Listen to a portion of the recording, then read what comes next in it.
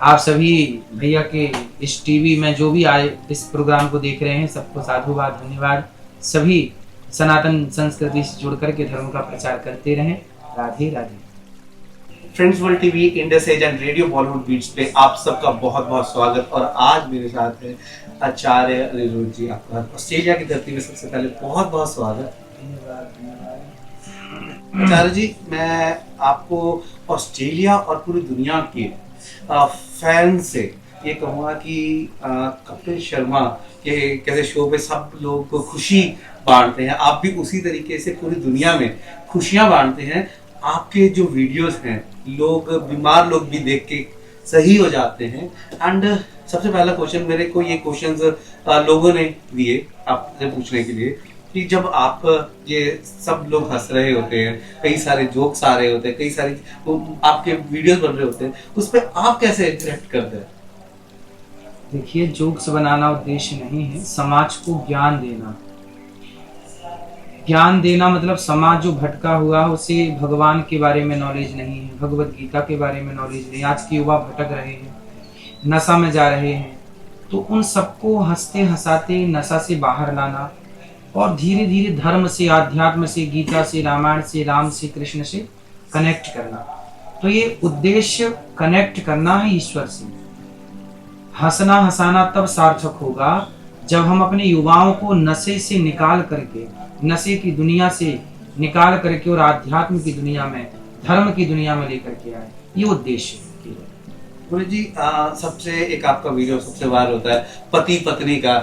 वो वाला वीडियो तो सारी दुनिया ने देखा है कि आप के पति आपके भगवान हैं। सो ये चीज देखने को मिली कि ये चीज लोग बहुत प्यार करते हैं आपसे। और जो स्पिरिचुअल गुरु जो सारे के सारे बहुत सीरियस होते हैं, और आपने इस चीज की बाउंड्री तोड़ दी डेफिनेटली, जब आप नटखट अपने तरीके से मजेदार, चंचल।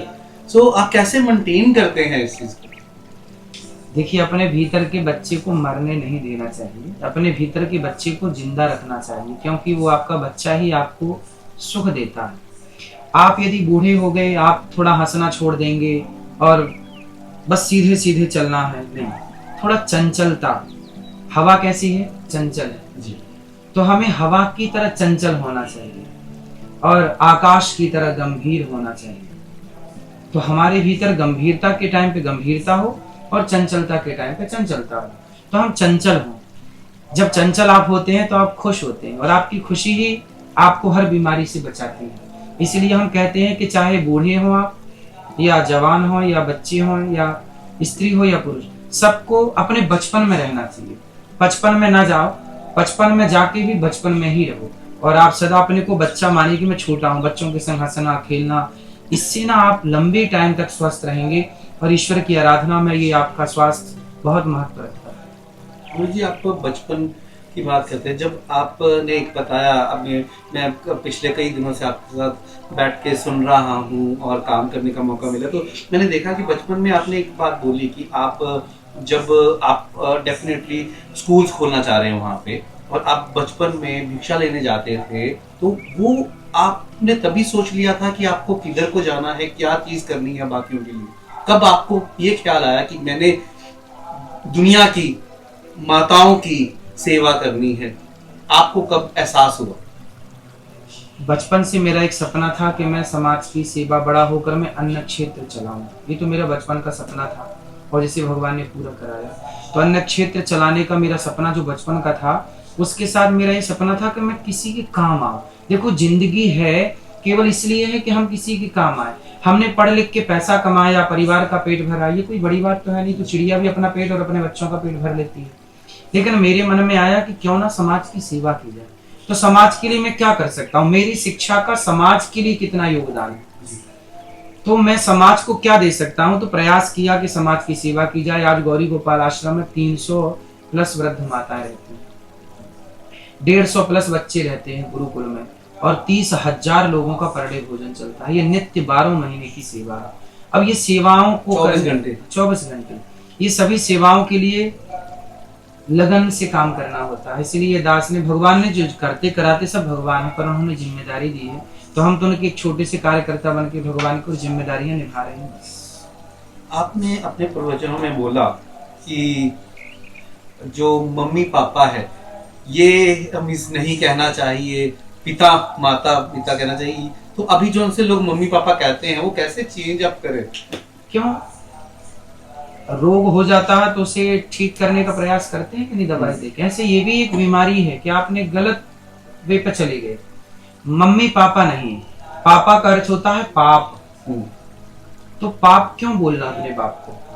पापा का अर्थ पाप, पापा का अर्थ है हमारे सनातन में जो धर्म ग्रंथ गीता में कई जगह पापा शब्द आया जी। रामचरितमानस में भी कलयुग का यह परम प्रतापा, मानस पुण्य हो या नहीं पापा। तो ये पापा शब्द का प्रयोग वहां पाप के लिए। तो पापा नहीं, पिताजी। पिताजी बोलिए, बाबा बोलिए। बाबा हमारे यहाँ बोलते हैं, कन्हैया क्या बोलते हैं? बाबा। नंद बाबा, यशोदा मैया। मैया बोलिए, मैया बाबा।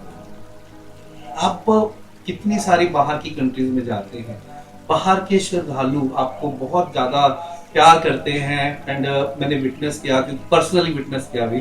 सो आपको क्या लगता है जो इंडिया में लोग हैं और जो बाहर के लोग हैं, क्या डिफरेंस क्या है आपके साथ? क्या आपने पूरी अभी दुनिया देखी है? अच्छा है, देखिए भारत के लोग जहाँ जहाँ है ना, वहाँ वहाँ संस्कृति जीवित। हम तो कहते हैं कि भारत के लोगों को सब जगह होना चाहिए, क्योंकि जहाँ जहाँ भारतीय होगा वहाँ भारत की संस्कृति जरूर पहुँचाएगा। अब देखिए यहाँ ऑस्ट्रेलिया में भी मंदिर है जी, यहाँ भी पूजा पाठ चल रही है। मतलब कितना अच्छा है कि यहाँ यदि सनातनी ना होते तो यहाँ मंदिर क्यों होता जी। तो आज कम से कम सनातन की बात करने वाला कोई तो है ना यहाँ, इसीलिए आप लोग यहाँ हैं और यहाँ रहकर भी अपने धर्म को जीवित रखे हैं। इसके लिए आप लोगों का धन्यवाद।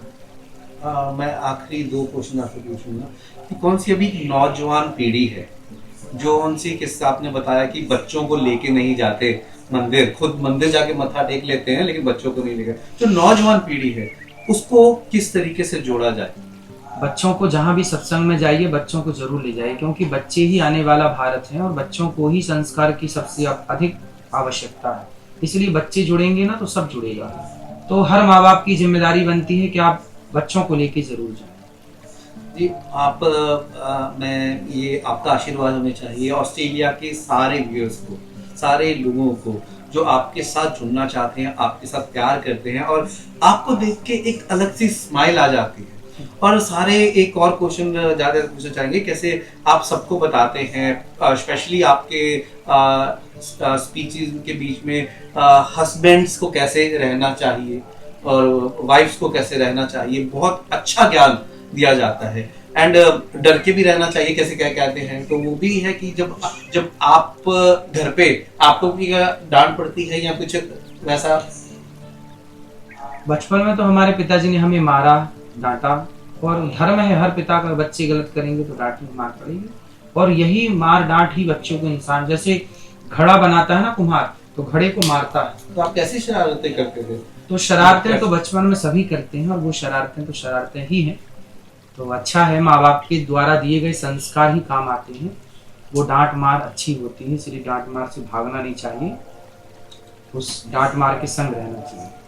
तो आप एक बार ऑस्ट्रेलिया के सारे व्यूअर्स को थोड़ा, सभी को राधे राधे, जय श्रीमन्नारायण। आप भी बच्चे हैं, आप भी ऑस्ट्रेलिया में रहते हैं, कथाएं सुनते रहिए। यूट्यूब पर आप कथा सुनते हैं, टीवी पे कथा सुनते हैं, यहाँ ये दास आया आप सब आए, इसके लिए खूब खूब धन्यवाद। संस्कृति को पकड़े रहिएगा, धर्म को पकड़े रहिए, जहाँ है खुश रहिए, सुखी रहिए। राधे राधे। Thank you.